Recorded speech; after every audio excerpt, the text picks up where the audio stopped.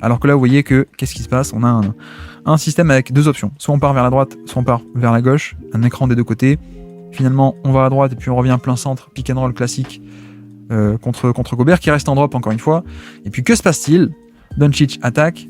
Regardez ce que fait Gobert. Que fait Gobert? Il va feindre. Il fait une feinte d'aller sur Doncic. Regardez, hop, je mets la main et je fais semblant que je vais sur Doncic. Donc qu'est-ce que ça fait? Doncic se dit, bah s'il monte sur moi, ça va libérer la passe dans le dos pour le alley-oop. Sauf qu'en fait, Gobert, regardez, hop, Gobert revient aussi en arrière immédiatement et empêche le alley-oop.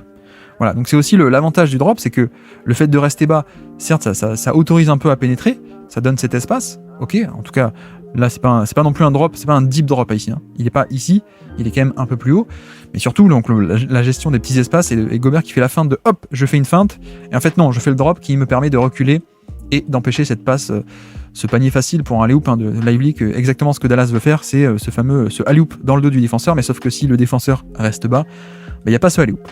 Voilà, c'est exactement ce qu'a fait OKC également. C'est ce qu'essaie de faire ici peut-être Minnesota. Donc voilà, ça ressort. Et puis, hop, ça se finit sur une isolation de Irving sur Conley. Voilà. Avec en plus, hop, je remonte exprès, regardez. On ressort, qu'est-ce qui se passe?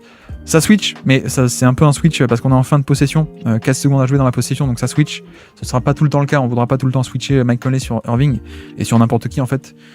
Mais voilà, possession défensive parfaite hein, dès le début, avec finalement ce pick and roll, un drop qui est pas non plus très profond, donc on est relativement haut, hein, mine de rien, on empêche d'aller dans la raquette hein, ici, il est pas si bas que ça, Gobert, et puis la feinte pour monter encore plus haut, et puis non, en fait je reviens, j'empêche le alley-oop, et derrière, dans le périmètre, le switch, Conley qui bouge les appuis, conteste le tir, parfait. Deuxième mi-temps, donc on enchaîne avec un post-up, et ça ne marche pas, puisqu'on avait Gobert qui est venu en aide. Donc voilà, on retombe un peu sur ce point qu'on avait évoqué de, ben voilà, McDaniels, c'est pas Lou Dort, il va pouvoir être attaqué un peu plus frontalement à 1 contre 1, mais comme dit, eh ben Gobert va être là pour sauver la possession, pour aider, et donc c'est pas un vrai 1 contre 1, hop, Gobert est là, magnifique activité loin du ballon, super, et donc on arrive à compenser. Voilà, ça va être vraiment le jeu de est-ce qu'on va arriver à transformer ce duel, à ne pas faire en sorte à ce que ce soit un duel un peu frontal, un peu direct, mais arriver à apporter des aides un peu agressives pour compenser. Voilà, donc là c'est parfait, aide de Gobert, et voilà, on neutralise totalement l'action et le fait que Doncic puisse attaquer McDaniels en 1 contre 1.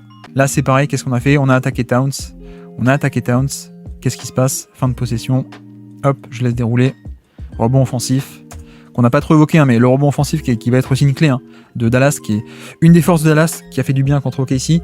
Est-ce que ça fera autant de bien contre les Wolves, qui sont une meilleure défense du rebond? On verra ça, mais en tout cas, tout part du fait que, encore une fois, on cible Karl Anthony Towns.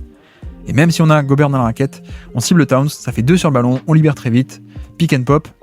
Gobert qui abandonne Lively, qui vient aider sur le pick and pop cette fois, donc attaque du close-out par Washington. J'attaque, je ressors, Doncic attaque. Voilà, on profite du décalage, on amplifie le décalage, on va jusque dans la raquette.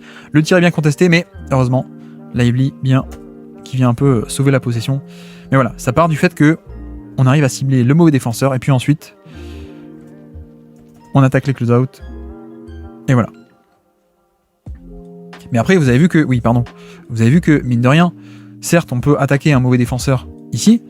Le problème, c'est que Dallas n'a pas un spacing absolu et parfait, et donc, en effet, il y a tout de même cette option de Gobert, il peut quand même zoner sous le panier. Donc là, il fait une première fois, ok, on revient en position, il est de nouveau sous le panier, et donc sur le drive de Doncic, il est de nouveau là.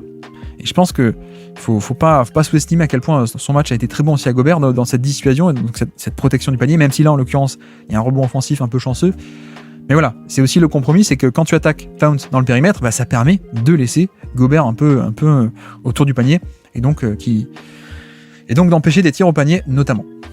Donc voilà, alors que là on retente exactement le même système, donc la balle à Doncic sur une aile, et puis l'écran, hop, pour aller comme ça dans le dos de la défense, mais en fait non, cette fois il y a une variante, hop, le backdoor, et en fait c'est un comeback screen qui remonte vers le haut pour Irving, qui ensuite attaque, et a le flotteur dans la raquette, malheureusement manqué une deuxième fois, est-ce qu'il n'y avait pas faute là sur le deuxième coup, je ne sais pas, mais voilà, le même système avec une variante, c'est-à-dire qu'on fait cette même coupe, sauf que cette fois les Wolves sont prêts, regardez Alexander Walker qui sait qu'il va y avoir un écran comme ça, donc cette fois il est pris, il se met bien entre Irving et l'écran, donc l'écran n'est pas bien traversé, et en fait non, hop, backdoor, on revient dans l'autre sens, c'est un comeback screen, hop, on remonte, et là on a le décalage, on attaque, et heureusement, encore une fois, la raquette est bouchée grâce à Gobert, le petit flotteur qui aurait pu rentrer.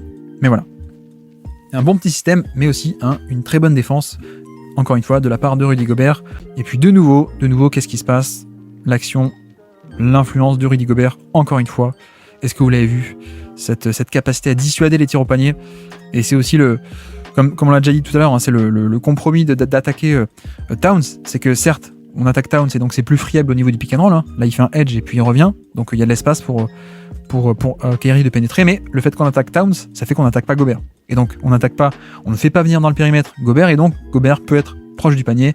Et là, en l'occurrence, Kyrie, il a battu le pick and roll. Il est très bien, il déboule dans la raquette. Mais sauf qu'il y a Gobert. Donc non, je prends pas de tir. Donc voilà, c'est aussi le super pouvoir de Gobert, c'est la dissuasion au panier. Là, on l'a vu très concrètement.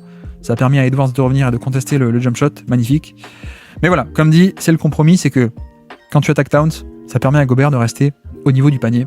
Et ça, il peut te le faire punir défensivement. Voilà. Edwards qui revient. Magnifique. Conteste le tir. Superbe possession de Minnesota. Le voici. Ensuite, Luka Doncic contre McDaniels. Et encore une fois, le super pouvoir de Rudy Gobert. Là, on l'a vu cette fois. On l'a vu puisqu'en effet, en tant que premier rideau, c'est un premier rideau qui est un peu friable. En tout cas, Doncic peut l'attaquer frontalement sur sa puissance et son côté énorme charpente. C'est le cas, sauf que le spacing n'est pas top et surtout, on a un Gobert au panier. Donc, Doncic passe son défenseur, il va sur son spot, il va dans la raquette. Ok, mais pourquoi est-ce qu'il tire pas? Parce qu'on a Gobert aussi. On a Gobert, donc c'est bouché une première fois et une deuxième fois. Gobert dans la raquette, qui empêche et qui contre le tir même. Donc voilà, tout n'est pas tout blanc, tout noir. Dallas est arrivé à faire pas mal de choses sur ce match 1 au niveau du pick and roll, mais n'oubliez pas le super pouvoir de Gobert qui est là dans son rôle de safety défensif, qui protège le panier une première fois dans l'action, une deuxième fois. Magnifique. On avance, cette fois c'est Irving qui va essayer un peu de tester Gobert justement.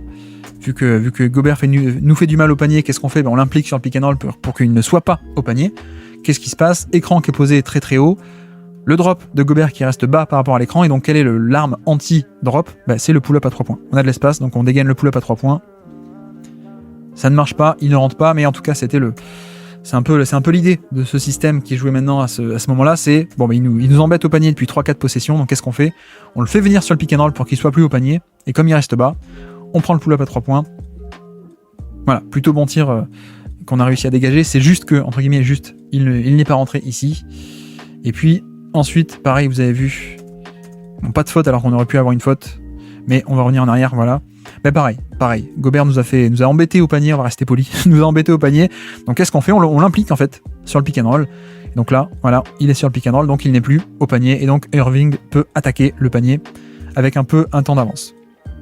Bon, Gobert arrive à revenir, mais voilà, c'est pas pareil que s'il avait été libre de venir depuis le dunker spot, là, ici, en pré-rotation, ou alors d'empêcher le tir. Là, au moins, Irving arrive à tirer, à se libérer une ligne de drive parce qu'on a réussi à plus ou moins attirer Gobert vers l'extérieur. Bon, ça marche pas de faute sifflée, mais badaboum, énorme tir de Luka Doncic qui vient sauver la possession, heureusement. Mais voilà, toute la stratégie de Jason Kidd, c'est on implique sur le pick and roll, comme ça il est plus au panier. Malheureusement, Gobert est quand même trop fort et donc il arrive quand même à affecter l'action.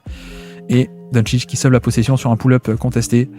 Que voulez-vous? Ça, c'est pas de chance pour Minnesota.